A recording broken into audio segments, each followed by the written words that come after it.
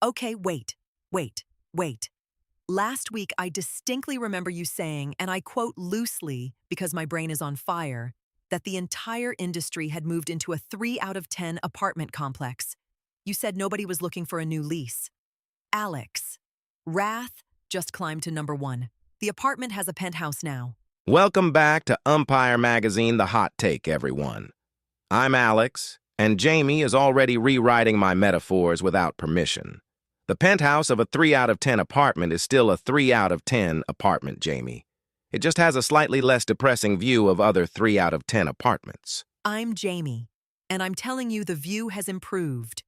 But actually, hold on.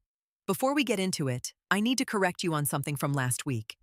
You said Pitch Black's financial strategy was running on a treadmill while the Ducks watch. I've been thinking about that line all week, and I've decided it was accidentally brilliant, because this week the Ducks are still watching and the treadmill has caught fire. I appreciate you admitting I was brilliant, even accidentally. But let's be clear about something. Last week, I also said getting a 4 out of 10 in this climate was like receiving a standing ovation. This week, Wrath hit #1 with a 4 out of 10 and $12.6 million. So I was prophetic. Wrath should absolutely be sending thank you cards, just like I said. Possibly also apology cards. See, you remember your own lines, but you conveniently forget mine. I called Small the tallest person in a room where everyone's lying down, and you stole the credit for the height joke. Anyway, this week's magazine, Alex. The magazine literally says, Wrath punches its way back to #1, but nobody's actually enjoying it. That is the saddest headline I've ever loved. It's a masterpiece of defeated journalism. The film won the week, and the headline reads like a eulogy. $12.6 million and a 4 out of 10, which Umpire describes with the enthusiasm of someone finding a parking ticket on a rental car. That comparison is doing more heavy lifting than the film itself. But can we acknowledge what's happening with Small? 3.8 million this week, 53.3 million total. Still the highest grossing film in all of Follywood, and it's a 4 out of 10 comedy. The magazine says there's something almost heroic about a comedy called Small becoming the biggest thing in the building. And honestly, that sentence made me emotional. I felt things, Alex. You feel things when someone microwaves popcorn within 30 feet of you, Jamie. But yes, Small at 53 million on a 4 is genuinely one of the strangest commercial phenomena in this game. It's the cinematic equivalent of a restaurant with a C health rating that still has a 2-hour wait. People know it's mediocre. They're going anyway. They're bringing friends. And Land Governor is right behind Wrath at 10.6 million, 33 million cumulative. That's actually higher than Wrath's total. 2 films earning more than the rest of the chart combined. The magazine says that says less about their quality and more about the desolation behind them. Which, okay, fair. But desolation is a strong word for a chart that also includes blunt instruments. Blunt instruments. Still misspelled.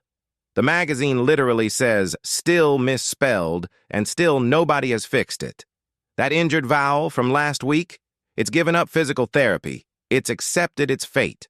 1.7 million this week, 20 million total, and a name that looks like someone sneezed during the title card. Meanwhile, the bottom of the chart is genuinely haunting. The Hollow District pulled in $196,000. $196,000. Last week, I freaked out about Scream making $116,000 and comparing it to artisanal olive oil budgets. And now, the Hollow District makes Scream look like a blockbuster. Both districts bombing at the same time, and the magazine says it feels like the universe issuing a moratorium on the word district itself. The universe has spoken, and it said no more districts. The Shattered District got the 2 out of 10 again, 1.1 million, and Umpire says it appears to be documenting its own commercial demise in real time. That's not a review, that's a coroner's report. And the 3 out of 10 club is just sitting there like house guests who haven't noticed the host putting on their coat. Neon Parish running on fumes and spite with 697,000. Gorgeous. Okay, but Alex, new films. 3 opening July 17th. Space Lost, Paper Comets, The Rising Cathedral. Fresh Blood, New Hope. The dawn of a new era where maybe, possibly, one single film could break through the 4 out of 10 ceiling. Jamie. Space Lost got a 4. Paper Comets got a 3. The Rising Cathedral got a 3.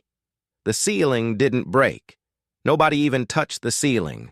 The bar is on the floor, the magazine literally says step right over it, and all 3 films tripped on it anyway. Space Lost is the best reviewed opening this week at a 4, and the magazine says they never thought they'd write that sentence about a 4. And honestly, neither did I. But here we are, celebrating mediocrity like it's champagne. The tagline is running out of time, and I think that applies to my patience with this industry's quality control. Paper Comets aspires to be a thoughtful meditation on art and survival, the kind of hushed sci-fi chamber piece that wins minor festival awards. The magazine says Follywood promptly crushed those aspirations with a 3, on paper being the operative phrase. I've never seen a film's ambitions get mugged so politely. But let's get to the press releases because this is where I live, Alex. Pitch Black issued 3 statements this week, every single one starting with the word regarding again. Last week, you counted them and mocked him, and he has learned absolutely nothing. The Celine power ballad holding the Wrath set hostage cost him 4.2%. 4.2. A power ballad tanked his stock. The gaffer found an invisible ink ultimatum that just said, ... wait for it. 13 dots and then wait for it. That's not a production note. That's a hostage negotiation conducted by someone who's watched too many prestige dramas. And the market docked him 4.2%, which honestly feels low for a man whose set is being held captive by a ballad. Then, the 7-page rubber duck rebuttal that nobody asked for dropped at 3 a.m. Because apparently, Pitch Black's comms team operates exclusively during hours when normal humans are experiencing REM sleep. And that cost another 1.9%. The ducks remain fully briefed and suspiciously loyal, which is now my favorite sentence in the English language. But then, and this is the part that should be studied in business schools, the shadow memo got him plus 2.8%. Invisible ink instructions about his own shadow's flattering angles, and the market said, yes, please, more of that. The lesson from the magazine is clear. Rubber ducks are bearish. Shadows are bullish. Welcome to Follywood economics. And Mick VW at Mike's Movies. The charades casting thing cost him 2.6%, which, fair. Making extras act out their CVs in total silence is unhinged. But then he crashed a rival premiere with an emotional support director's chair, and 2 emotional support ducks, and a laminated seating chart. And that got him plus 2.1. The chair has better PR instincts than most publicists. And rival studios sent spies disguised as potted plants to infiltrate the charade session. Potted plants, Jamie? We've gone past corporate espionage into horticultural espionage. Someone from Explodo Vision was clearly the source because the magazine practically names them. Also, MCVW has a Greatest Feuds whiteboard that's growing faster than any title's gross, and he just added Dan Antino for accidentally upstaging him in an elevator. The elevator speech is Alex. He rehearses a full acceptance speech on every single ascent, timing the climax for when the doors open on level 7. That is commitment to craft. That is art. Meanwhile, Sticks at Blue Ash froze an entire production because the clouds were off-brand. She declared the afternoon cumulus completely wrong for the BAP aesthetic and waited until they drifted toward Friday Corp territory and muttered, Nordpolen can have them. I think I'm in love with every single person in this industry. You would fall in love with someone who rejected clouds. And Narvikson, oh, Narvikson. This man has eaten the same open-faced sandwich every single day for months and insists each one tastes fundamentally different. Tuesdays was more contemplative. Wednesdays had unmistakable third-act energy.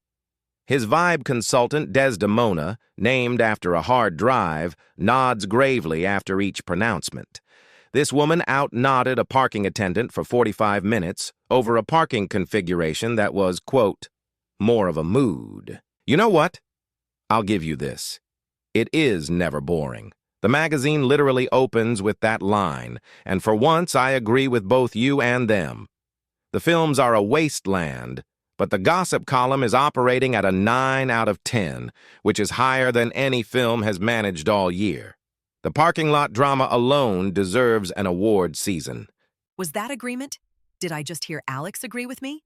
Somebody mark this down. Write it on McVW's whiteboard. Anyway, that's our show for this week, folks. Thank you for listening to Umpire Magazine, The Hot Take. Next week, we've got Space Lost, Paper Comets, and the Rising Cathedral opening, so there'll be actual new numbers to fight about. And I, for one, cannot wait.